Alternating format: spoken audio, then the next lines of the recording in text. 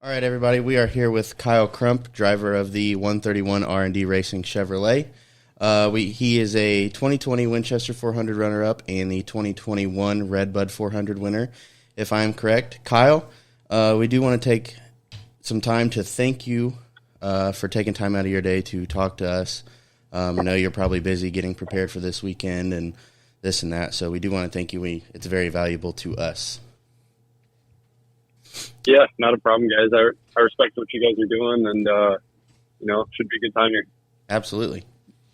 Alrighty, to kick things off, we wanted to ask, what was your path into racing, and what would you say led you to where you are now? Yeah, my path isn't kind of the traditional route for most of the guys running Winchester 400 weekend, probably.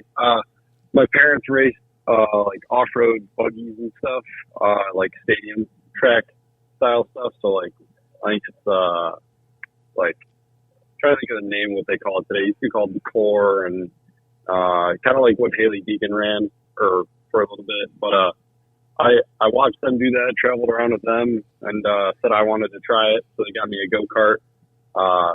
They made a deal with me if I ended up like winning one race in the season, they'll sell their stuff and dedicate some time to me, and kind of run some traveling like go-kart series. So I ended up doing that, did the traveling go-karts and stuff, and from there, I mean, it was just a lifetime activity for me and my family. Just kept moving up the ranks for what we could afford. Eventually moved into circle track stuff and got a Pro 8 model and just ran it in the close touring jegs races in Michigan, and sometimes when I was in Indiana or Ohio, kind of just whatever the budget permitted, and just thankfully did pretty well there. And Stan and Judy recognized me, and now I drive their car in the Super Series, and kind of is where I ended up, and never know where it'll take you. Right on. I mean, you've been doing it for quite a long time. We love to see it. It's quite an inspiration to a lot of people, I'm sure. Just being able to get into it and know that, it doesn't matter. Yes, money is a big thing here, but anybody can do it. So if I'm correct, I did some reading today. You have a degree in mechanical engineering. Is that correct? Yeah, that is true. I graduated in 2020, and I actually use that degree every day now. I'm a ABS and traction control calibrator for Tesla. I work for Bosch, but I'm at the test track all day doing whatever Tesla's recommending they need on their cars for ABS or traction control and stuff. So it's pretty cool to kind of link the racing experience, because I'm out driving a car all day and trying to make them handle better or be safer. So definitely a really cool degree to get into if you like racing and stuff like that. Absolutely, I'd agree. I also have a degree in mechanical engineering. So I was going to ask, does that education help you understand the car, its limits, and how to handle it better? I wouldn't say it helps me as far as like how to go faster in a car, but what it does do is it helps me be able to communicate what the car is doing better. I have Johnny Van Dorn as a crew chief now that Stan hired in, so kind of just being able to describe like in a good way. That way he can understand exactly what's happening. So I think that's kind of the biggest influence of what that degree had. Right on. So, now heading into Winchester, we wanted to know how you were feeling heading into this weekend, and what are your expectations for the weekend, and are they any different to prior years of you running at Winchester? Yeah, so we actually went down and tested last week on Thursday, and the car was really good. We got it's a new front clip design from BRD. Did a little bit different stuff with the sway bar arms and the length of them and stuff. And notoriously, I always struggled there with the Van Dorn stuff, turning off the wall in 1 and 2. You'd get in, get super tight, wouldn't turn, then you'd snap loose off at 2. And I was always fought that in all the years I raced there. I've been running this race since 2017. And with this new front clip and front end geometry, it actually worked really well. So, I'm pretty excited to get into this weekend. I feel like we're going to have a really good car. So the biggest issue is just going to be surviving this thing. I've ran, I think it's 5 races now, and I've only finished 1. I've always had mechanical issues. So that track's just so hard on equipment. So as long as everything goes well, I think we're going to have a really good run. Absolutely. Well, we're looking forward to seeing you out on the track. Where does the Winchester 400 rank on your list of races? How do you prepare for it compared to other races? For example, like we'll compare it to a Redbud 400. How different is the preparation for this race? Yeah, for me, Winchester 400 used to be the biggest race in my mind. I mean, everyone from the Midwest area, I grew up racing short tracks in Michigan, and everyone always at the end of Winchester 400's end of the year, everyone's kind of pretty much wrapped up racing. This is like the one that everyone will come down to and watch, or everyone's kind of paying attention to, because it's kind of the last race of the season that everyone wants to get involved with. So it was always like a really big race for me. Unfortunately, I feel like it kind of lost some of that prestige. We've kind of had a lacking car count and stuff the past 2 or 3 years. But looking at the entry list and stuff this year, it looks like it's picking back up again. So definitely Winchester 400, biggest race for me personally. And, you know, I wouldn't say we prepare too much different. I mean, with these longer races, you got to just go through the car meticulously and just make sure everything's as perfect as you can get it, and hope you don't miss anything, or just hope you don't have a mechanical failure, which just always seems to happen at some point in time. Absolutely. I did want to say real quick, not to go off topic, it's interesting to hear drivers say the same thing that we kind of talked about before on our podcast about how the Winchester 400 has lost some of its prestige, which is unfortunate, but you know, it's just, I guess, part of racing. Our next question though is, what are some of the biggest struggles a long race like this brings? And is there a proactive approach to it, or is it more of a reactive one? One of the bigger struggles with Winchester 400 and kind of just longer races in general that I've noticed, having a few years under my belt for experience, is trying to, like, you'll hear in NASCAR trying to keep up with the track, but like trying to keep up with the track without adjusting yourself out of it. Like, it's very easy, like, to make a change, what you'd make a change in practice to make the car better.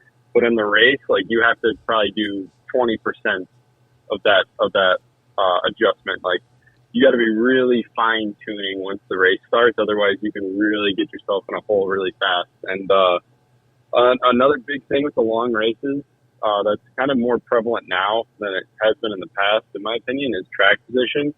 Track position has become so big at races like Battle at Berlin or the Redbud or Winchester. It's just everyone's getting so close on times that it's really hard to pass. So if you can just maintain track position, it puts you in a really good spot. That kind of answers our next question. It was, what is your strategy heading into the weekend?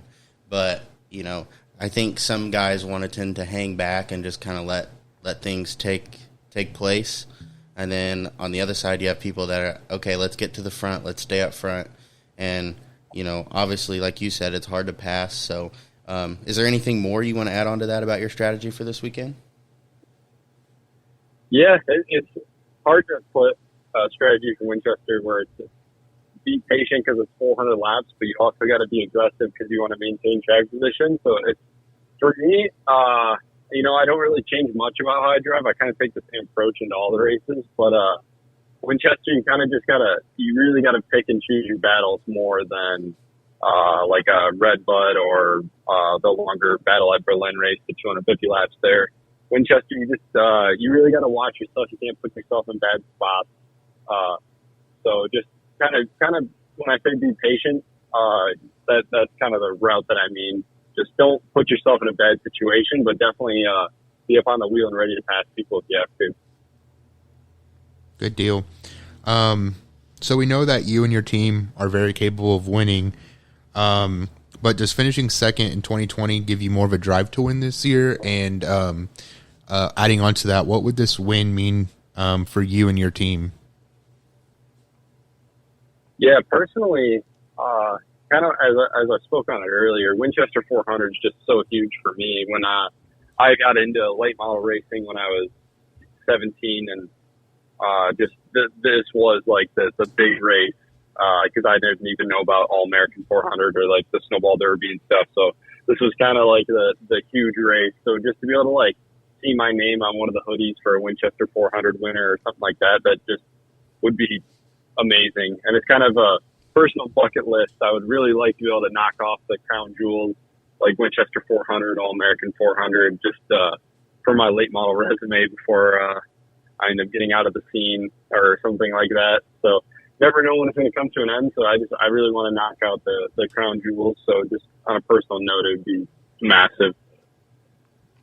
Absolutely. I think I have to agree with you there. You know, you kind of never know what the future holds. So it's important to go reach those goals while you can, while you have the opportunities. So as we begin to close out the 2022 season, do you have any major plans for 2023? Nothing too crazy for 2023. So I have the 131 Stan and Judy Rosen car that I'll be racing at Winchester 400. I'll be racing with them again next season. No idea on the amount of races yet. Probably about the same schedule. Kind of the Battle at Berlin, Winchester, Redbud is like the bigger races. And then I also drive a white number 50 owned by Crosstown Motorsports. And I believe that they're going to start picking up their operation. So I might be racing a little more down south and stuff, picking up maybe like the Rattler or the Watermelon race. So kind of up in the air, but that's kind of the direction that it's going. So I might be racing the same amount of races, just more spread out through the year. So right on. Well, we'll be looking forward to watching you. So I guess to close us out tonight, is there anyone you would like to thank for this season? Yeah, just a big shout out to Stan and Judy Rosen and Crosstown Motorsports. It started out really well this year. Unfortunately, kind of lost some momentum. I think it was my best year to date. We got 6 wins this season, but kind of just lost the momentum and didn't really have the raw speed that we had earlier in the year. So we're kind of hoping that this kind of turns it around and have a good weekend to cap off the year. So definitely with the new clip and the new style stuff, we're definitely trending back in the right direction, I feel like. So huge shout out to those guys for sticking with it and, you know, I mean, spending a lot of money trying to get this thing better. So can't thank them enough. And then, of course, Butch and Johnny at Van Dorn Racing Development, they help us out so much. And, yeah, other than that, that's about it. Absolutely. Again, we want to take some time to thank you for talking with us today. We know, again, you're probably pretty busy preparing for this big weekend ahead of you. We look forward to seeing you out on the track, and we'll be cheering you on. All right, yeah, sounds good, guys.